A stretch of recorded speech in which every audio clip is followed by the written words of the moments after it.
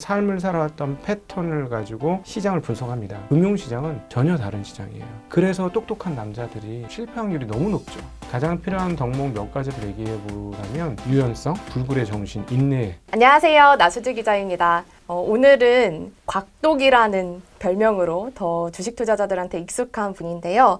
곽상준 신한금융투자 본점의 부지점장님 모셨습니다. 안녕하세요. 네, 안녕하세요. 반갑습니다. 언제 네. 이제 금융투자 업계에 들어오신 거예요? 네, 저는 이제 2000년에 신한금융투자에 입사를 해서 본격적으로 투자업을 시작을 했는데 해보고 나니까 투자업을 시작한다고 투자 전문가가 되는 건 결코 아니더라는 거죠. 그래서 굉장히 오랜 시간 힘겹고 어려운 시간들이 있었고요. 대략 한 15년 정도 지나니까 이제 이렇게 해야 되겠다라는 감이 잡혔고 그때부터 이제 점차 하루하루 좀 발전하고 있는 과정이다 이렇게 보고 있습니다. 그러면 지금 관리하고 계신 자산이 고객 자산이 얼마나 된다고 보면 될까요? 저는 그 법인 자산은 운용을 안 하고 있기 때문에 별로 그래서 법인 자금이라고 해도 운용하고 싶은 자금들만 운용을 해서 그렇게 다른 사람에 비해서 규모가 큰 편은 아닙니다. 대략 한 1000억 가까이 뭐 이렇게 된다고 보시면 되겠어요. 그래서 법인 자금하고 비교해 보면 비교할 수 없을 정도로 네. 소박합니다. 근데 이제 보통은 그 법인 자금에는 뭐 이를테면 대주주가 가지고 있는 지분들, 뭐 거래되지 않는 지분들 이런 거 다 포함하는 건데 그렇죠. 그게 아니고 이제 부지점장님은 실제로 자산을 관리할 수 있는 네. 그런 자금. 부지점장님이 쓰신 책 네. 투자의 태도를 저도 재밌게 읽었는데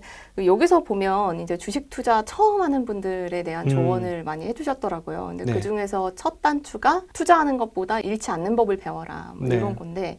요거를 강조하시는 이유가 있을까요? 그렇게 얘기해도 못 배울 거라고 생각했기 때문에 약간 농담이고 네. 거기까지 가야 본격적으로 투자해서 수익이 나기 시작합니다.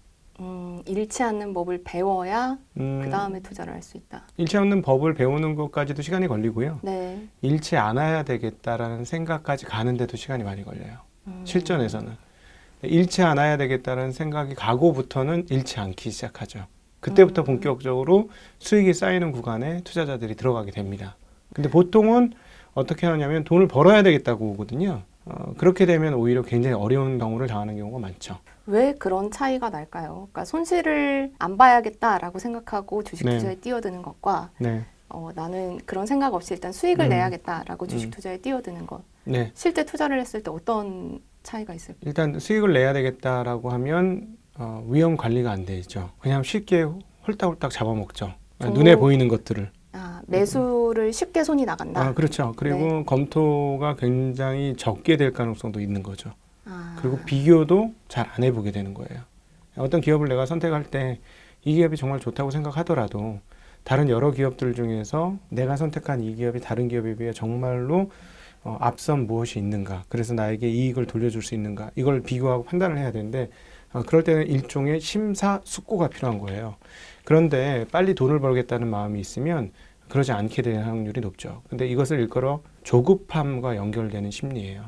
그런데 투자에 있어서 조급함은 필패의 심리적 근원입니다. 필패예요. 네. 그래서 수익을 내야 되겠다고 생각하는 순간 아무래도 마음이 조급해지고요. 그렇게 조급해지면 제대로 된 판단을 하기 어렵고 그것은 실패로 이어지는 지름길 중에 하나다. 이렇게 보시면 됩니다. 책에선 이제 잃지 않아야 되는 이유 중에 하나로 복리 효과에 대한 얘기도 많이 해주시잖아요. 네. 조금 더 부연해 주실 수 있으세요? 이 복리 효과를 깨닫는 데까지 시간이 좀 걸리실 거예요. 처음부터 이거를 깨달으신다면 정말 좋은데 이 복리는 계산하기 쉽죠. 예를 들어 7이 법칙 같은 거 있잖아요. 내가 내는 수익률을 가지고 72를 나누면 그게 2배 되는 속도잖아요. 매년 네. 10%씩이면 72가 되려면 7.2가 걸리니까 7년 정도면 2배가 되는 거고 20%면 뭐 3년 조금 넘게 걸리면 2배가 되는 거고 이렇게 되는 거잖아요. 네. 이런 거 알죠, 사람들이. 이제는 웬만하면 워낙 많이 얘기를 하고 있고 많이 들었기 때문에 다 알고 있는 것이고 복리가 중요하다는 것도 알죠. 복리를 하면 이게 곱하기로 늘어나기 때문에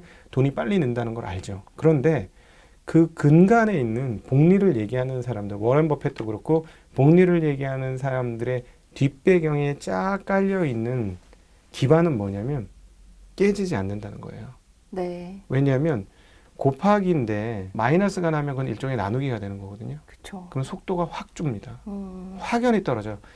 예를 들어 곱하기 그 20, 30이 아니고 곱하기 2%를 하더라도 밑으로 내려가지만 않으면 그 다음에 또 다시 뭐 20-30% 수익이 나면 굉장히 빠른 속도로 올라가요. 그런데 뭐 50% 계속 수익이 나다가 한 번만 뭐 30% 50% 손실이 나서 나누기를 해버리면 정말 거의 새로 시작하는 심정으로 시작해야 돼요. 네. 예, 그래서 복리의 핵심은 뭐냐면 내가 계속 돈을 차곡차곡 버는 게 핵심이 아니라 더 근원적인 핵심은 안 깨져야 복리가 형성된다는 거예요. 그러니까 이를테면 뭐 절반 빠지면 절반 복구하는 게 아니고 거기서 100%로 올라와야 되고 네, 그렇죠. 한 번 손실이 나면 더 높은 수익 내야 네. 이제 복리 효과를 노릴 수 있으니까. 네, 그렇죠. 그래서 수익 구간에 들어와서 내가 주식의 공격을 좀 잘한다, 그래서 수익을 잘 낸다 하는 사람들도 이렇게 한번 당하고 나면 굉장히 휘청휘청합니다. 이게 지난 3월 코로나 사태 때 정말 많은 소위 말하는 여의도에서 조금 나간다고 했던 사람들이 당했던 아픔이기도 하고요. 네. 근데 이 부분까지 깨닫는 게 사실 생각보다 쉽지 않아요. 제가 여기서 깨닫는다는 건 이 알미 내 뼈로 들어오는 거예요. 이게 이 알미 뼈로 들어오면 그 사람은 그다음부터는 웬만하면 성공적인 투자자로 변신됩니다. 그 뼈로 들어오는 과정 아무래도 시간과 경험이 필요할까요? 그렇죠. 음. 시간과 경험과 아픔과 고통이 필요하죠. 최근에는 잃지 않는 투자를 해야겠다, 뭐 좀 안정적인 투자를 해야겠다라는 생각이 있더라도 남들이 보는 걸 보면 네. 좀 마음이 조급해지는 그런 당연하죠. 분들도 당연히 계실 것 같아요. 당연하죠. 그런 분들한테는 혹시 어떤 이야기를 좀 해주세요? 조급하면 깨진다. 조급하면 결론은 깨진다. 나와 있다. 너무 로직이 단순해요. 투자를 성공한 사람들을 만나서 얘기를 해보면 한 번 들을 땐 굉장히 신선하거든요. 네, 두 번, 세 번 들으면 똑같은 얘기를 합니다.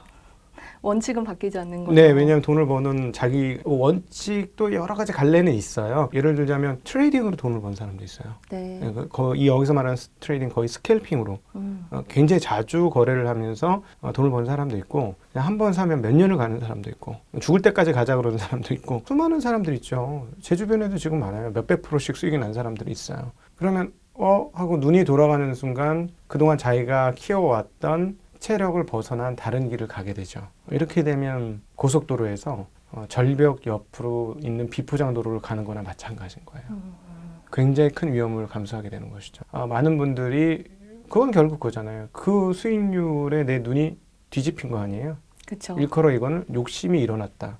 욕심이 일어나게 되면 투자에서 자기 패턴을 지킬 수 없어서 굉장히 불리한 상황 가운데 게임을 하게 되는 거예요. 지금 고객 자산 가운데서 네. 실제로 주식을 운용하는 네. 자금이 있으실 거잖아요. 많죠. 네, 그걸 네. 어떻게 하고 계세요, 최근에? 저는 일임용으로 자산 운용합니다. 그래서 네. 사실은 지금도 말씀드렸지만 일반 투자자들 그리고 아직 초보 투자자들 이런 분들하고 의견이 잘 안 맞죠. 지점장님과 고객과? 당연히 안 맞죠. 그 투자 심리의 본성은 시장이 빠지면 팔고 싶고 시장이 상승하면 사고 싶거든요. 그렇죠. 일반적이죠. 네. 인지상정이에요. 근데 투자는 그것과 거스르는 거죠. 인지상정과 거스르는 것을 가지고 싸우는 심리 게임이잖아요. 그리고 초보 투자자들이나 투자한 지 얼마 안 되시는 분들은 실력보다 심력이 훨씬 더 중요한데, 심력. 예, 네. 마음을 컨트롤할 수 있는 능력이 훨씬 더 중요한데 반 이상인 것 같아요. 예, 그 초보 투자자들에게는 심력이 오히려 7, 8할 이런 정도 되는 것 같아요. 그래서 대체적으로 그 인지상정적인 판단을 하죠. 우리가 기본적인 삶을 살아왔던 패턴을 가지고 시장을 분석합니다. 근데 금융시장은 전혀 다른 시장이에요. 눈에는 보이고 일상 사회 가운데 있기 때문에 내가 기존에 살아왔던 패턴을 가지고 이것도 될 거라고 생각하거든요. 절대 아닙니다. 투자의 논리를 새로 단계를 쌓아서 새로 배우셔야 돼요. 예, 그렇지 않으면 여기서 적응이 안 되는 거예요. 그래서 똑똑한 남자들이 실패 확률이 너무 높죠. 성공했던 사람들이 여기 와서 실패합니다. 자기의 성공 패턴을 가지고 여기 오면 다른 세상을 새로 쌓아야 되는데 난 여기서 성공했으니까 여기서 잘할 수 있어. 이런 생각을 가지고 시작하면 어려워지죠. 네. 그 본인이 옳다고 생각하는 걸 빨리 바꿀 수 있는 유연함도 좀 필요한 당연하죠. 거죠. 투자에 있어서 가장 필요한 덕목 몇 가지를 얘기해 보라면 유연성, 지금 네. 말씀하신 유연성이 필요하고요. 왜냐, 내가 틀릴 수 있다는 거예요. 그다음 포기하지 않는 불굴의 정신, 인내가 필요하고요. 인내. 네. 그다음에 부지런해야 됩니다. 많이 봐야 돼요. 많이 보는 사람이 이겨요. 이거 완전 지적 노동이에요. 그래서 제가 이거 표현이 잘 안 돼서 이건 지적 노가다예요. 열심히 해야 된다, 매일매일. 계속 머리를 써야 돼요. 계속 네. 생각을 하고 계속 머리를 쓰고 그런 측면에서 부지런해야 하고요. 그다음 겸손해야 합니다. 성공을 몇 번 해보신 분들이 이제 마음이 높아지죠. 그걸 어떻게 잘 가라앉힐 수 있느냐가 연속적으로 성공할 수 있느냐. 그리고 겸손해야 공부를 해요. 겸손하지 않으면 난 다 알아 그렇죠. 이러면 당연히 공부 안 하게 돼 있어요. 그러면 실패를 경험하시고 그럼 또다시 그 실패가 겸손하게 만들어주고 그 여러 번 반복하게 됩니다. 다람쥐 쳇바퀴 돌듯이. 네, 그렇습니다. 그 아까 보통은 투자자, 그러니까 고객들과 이제 부지점장님의 생각이 다르다고 하셨는데 요즘 네. 장에서는 어떠세요? 요즘 장에서는 조금 그 독특한 흐름들이 나오는데 처음에는 투자를 잘 못하겠다고 하시는 분들이 이제 돈을 맡기러 온 경우가 많았고 네. 요즘 오시는 분은 뭐냐면 성과가 나쁘진 않아. 아, 이미 혼자서도 잘하고 계신 예, 분들. 잘하고 예. 있는데 이쯤 되니까 이제는 뭔가 전문적인 손길이 필요할 것 같아. 좀 시장이 불안하다. 네, 이제부터는 그동안은 뒤에서 파다가 싹 밀려서 내 서핑이 쭉 잘 갔는데 이제는 서핑을 탈 줄 알아야 될 것 같다는 네. 그런 느낌이죠. 네, 그러니까 네. 파도가 오긴 것 같기도 하고 가는 것 같기도 한데 이 파도를 어떻게 요리를 해야 될까 하는데 거기에 조금 한계를 느끼시는 분들이 오기 시작해요. 그러면서 최근 상담들이 계속 그런 상담이고 이제는 전문가의 손길을 받고 싶습니다. 그래서 상담을 해보고 재능이 있으신 분들은 개인 투자를 계속 하시라고 말씀드려요. 이렇게 지점장님이 상담을 많이 하실 텐데 아까 네. 말씀하신 대로 재능이 있는 분이다라는 느낌을 어떨 때 받으세요? 대화 중에? 네, 수익률 욕심은 없고 재미있어 하셔요. 일단 이게 재밌어야 돼요. 계속 뭔가 알아보고 싶어 하시는 분들이 있어요. 투자의 태도 이런 것만 잘 갖춰지면 그냥 뭐 돈 버는 거는 자연스러운 겁니다.